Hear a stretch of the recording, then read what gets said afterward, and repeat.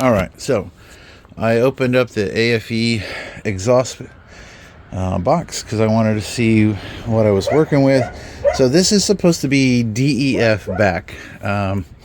So basically, there's not a whole lot to it. We have a long pipe that pretty much replaces the section that goes up over the rear axle.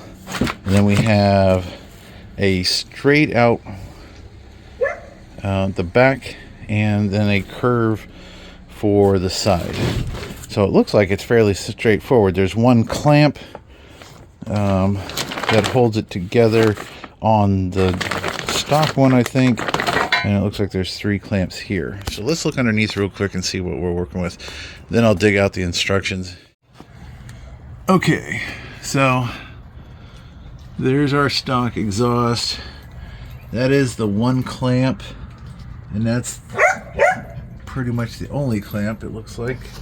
And that's one piece, and then it ports down right there. So I believe I can just unclamp that. I think there's a rubber hanger back here somewhere. Should be able to pop that out of there fairly easy. But I'll move to the other side of the tire so I get a better look.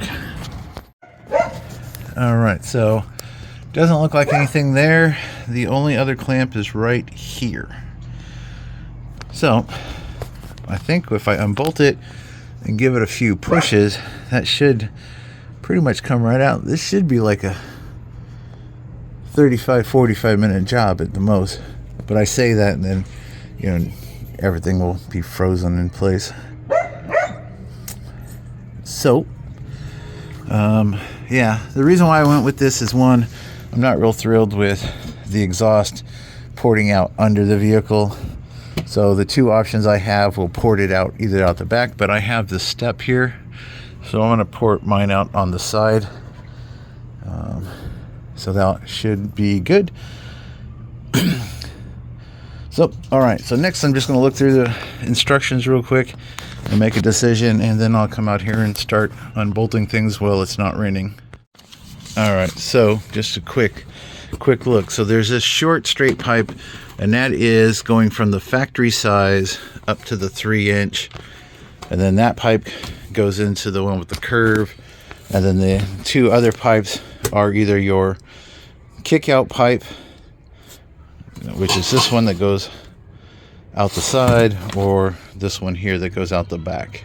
I did buy a tip that came with the kit. I got the black one, if I remember, because if you look at the clamps, this one clamp is separate. It's for the smaller size, and then you have 2 larger ones. But yeah, the instructions aren't all of that impressive. It's only looks like half a page. Yeah, so pretty simple. So I'm going to read through this real quick and then come out here and probably try to unbolt it and see how long it takes me to swap this. Okay, so I read the instructions. There's 15 of them, or 15 lines of it. Basically, most of it was put the car in park, block the wheels, put it on jack stands. Now, I don't need to put this on jack stands. It's high enough for me to slide under without having to do all of that. There is 1 stock clamp that needs to be unloosened, and 1 stock rubber grommet at the very end, and then it'll just be sliding these others together. So first things first, we're going to pull the stock one out of there, and we will start fitting. Okay, so that was a size 13. I've slid it so that it's no longer on the pipe. I'm not sure if I'll have to try to widen that out. I'm going to go back and remove that rubber grommet and see if I can wiggle it off there. Okay, so got the rubber grommet off. I took it off this part, and then when I got the pipe down, I just put that back on. I didn't have to widen that out. I just kind of wiggled it back and forth, and it slid right out. Of course, the cat's going to help now. Now I should be able to just pull the pipe straight out. We'll see. Yeah, so that took 2 seconds. I just turned the pipe a little bit sideways and it slid right out. It's laying right there. So that's easy peasy. Now I just got to get that clamp off so I can start putting all the new stuff in. Okay, so I have snugged this front one down. It's not completely tight. I can still move the pipe around a little bit, but I have it snugged to just keep everything in place. This one is just fitted over. This allows me to put the tailpiece in and get everything turned, and then I'll come back and tighten them up. So next thing I'm going to do is get back there in the back and put the tail section in. Okay, so I went ahead and tightened those 2 clamps up. I got this where I kind of want it, leaving this still pretty free to move around. I'm going to snug this clamp up as well. I guess I should focus. Then I'll put the tip on and make sure I've got a little bit of clearance here so it don't rub, and we'll snug the tip clamp down and this one. But we'll go ahead and get this one snug so that we can set everything. Okay, so we have the pipe tightened down. Everything is cleared. We're not touching any of the rubber hoses that go over there. We got it put back into the rubber bushing right there, and we have our tip here. We went with the black one. Just sort of pokes out now, and I gave myself about 2 inches or so. That way it doesn't rattle. So yeah, it says between 50 and 100 miles, come back, recheck all your clamps. They're supposed to be torqued down to about, I think it said 50 pounds. But they're snug so the pipes don't move. So once I drive a little bit, I'll double check them. But very easy to install, very easy to remove.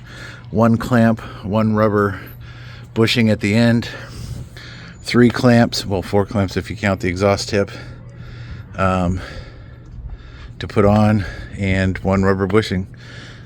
Grand total less than 40 minutes to do everything, and that was even taking time to sit down and read all 15 lines of the instructions.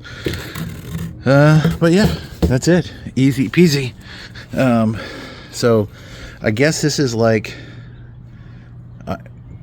between 2.5 inches stock, and now we have a 3-inch.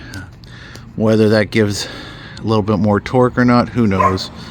But the kit was on sale. I got the cold air intake and the exhaust for like, what was it, like 7 something, because of the Christmas sale.